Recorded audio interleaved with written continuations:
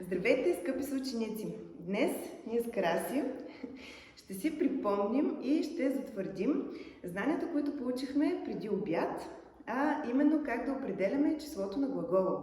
Но първо нека си припомним как изобщо намираме глаголите, като част на речта в текста. Краси, с въпросите. Какви въпроси задаваме, така че да определим, че думата е глагол? Точно така. Какво правя и какво правим? Но тъй като в днешния урок ние се научихме вече да определяме и числото на глагола, разбрахме, че има единствено число, разбрахме, че има и множествено число. А сега слушайте внимателно, защото сме ви приготвили един текст с загадки. Краси? Ще прочетем един текст, или пред вас ще имате един текст, като трябва всеки от нас да изиграе глаголът, който чуе. Вие сте много артистични, както и ние, така че започваме работа. Мечо и снежинките. От сутринта валеше сняг.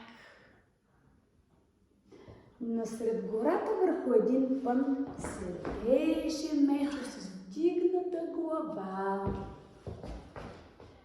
По носа му кацаха сладки и пухкави снежинки.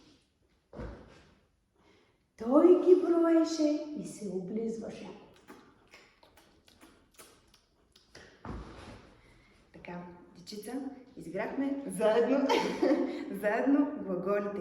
А сега имате самостоятелна работа, а именно да определите дали тези глаголи, които виждате в текста, са в единствено или в множествено число.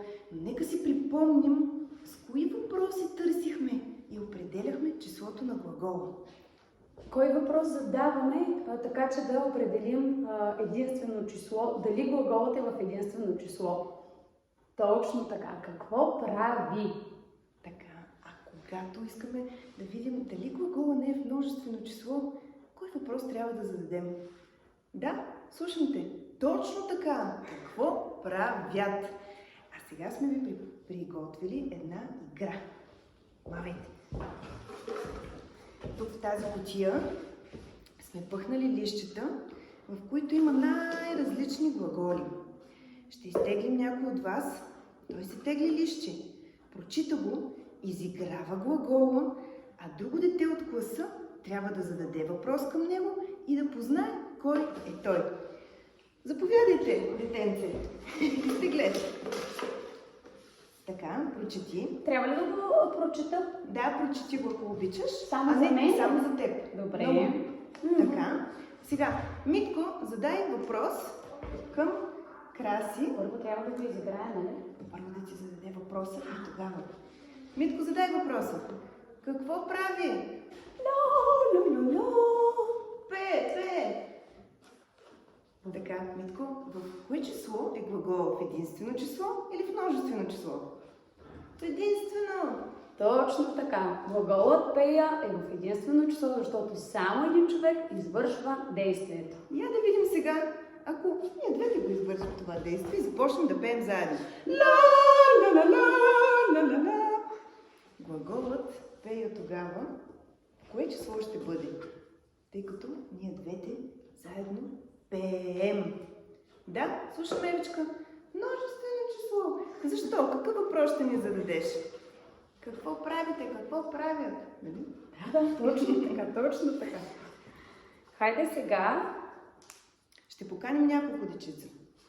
Заповядай, Митко, Ева, Краси, Стойчо. Елате тук и изтеглете. Хайде да изтеглим. Изкача. Хайде да зададем въпрос. Какво правят? Точно така. И какво правим, дечица? Подскачаме. Точно така. Глаголът е в кое число? Да? В множествено число. Точно така. Сега, следващата ви задача е вие да измислите един глагол и да съставите две изречения. В едното изречение глагола да бъде в единствено число, а във второто изречение да бъде в множествено число. След това всички заедно ще прочетем изреченията, които сме записали. Благодарим ви! Приятна работа!